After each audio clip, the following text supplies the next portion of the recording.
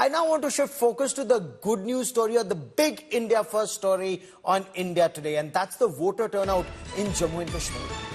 Baramulla in Jammu and Kashmir made history with a record highest voter turnout in almost 4 decades, in 40 years. Now, according to the Election Commission, the voter turnout in Baramulla was close to 59%. In 1984, voter turnout was around 59%.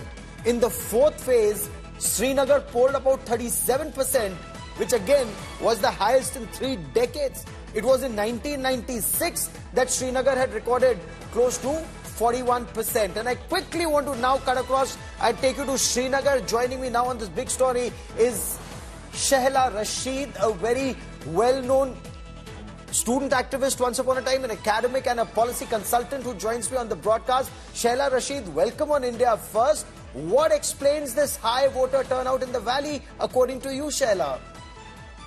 Thank you, Gaurav. So first of all, India is an island of democracy, and the general elections in India are nothing short of a festival. It is the biggest festival of democracy on the planet, anywhere on the planet. One can easily say that. And now Kashmir is also becoming part of that. So the kind of voting that you see in the North Kashmir constituency today, it is at par or even higher than many of the other constituencies in the rest of India. So in many places, in like normal places, which is to say, you will find 40, 45%, 50% voting, whatever. This is pretty high for any Indian constituency.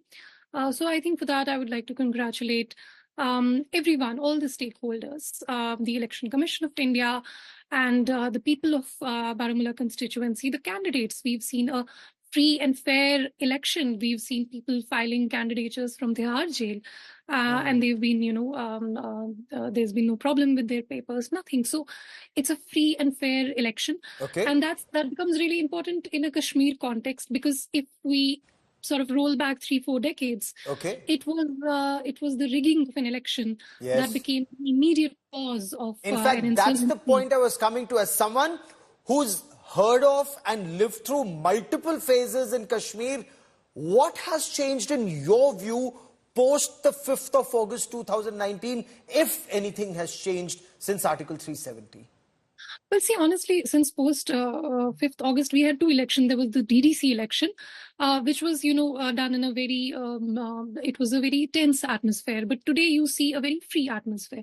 So if you ask me what has changed, not post 5th August, but let's just compare it to the 90s. Yes. So back in the 90s, when I was growing up, I was just a kid, and we were told ki election ke time ab bahar mat jao. We were advised not to do that because there was a possibility of like a bomb blast going, bomb going off somewhere or something like that. And today, like on polling day, polling days are just normal days. There's traffic movement, there's vehicular movement, everything else is going on. So it has become a normal day. So even the polling day in Srinagar was just a normal day. People were going to, I don't know, the gym or whatever, people were doing their normal things. Of course, the business establishments and everything was closed, but it was a normal day. And I think that is a really big change. What I have seen over the last 3-4 decades is voter suppression and intimidation, where it was kind of like a threat, and people were advised not to go out and vote. And you see like some of the unfortunate incidents that happened yesterday in South Kashmir. I think day before yesterday night. These are also sort of remnants of the past in a sense, where we see attempts at voter suppression and intimidation, by Pakistan. So that is something we are still dealing with. Yet people have placed their faith in democracy. People have placed their faith in the ballot. I think that's a great sign. It indeed is. And thank you very much for joining me, Shehla Rashid. Wish you and friends in Jammu and Kashmir all the very best for this dance of democracy.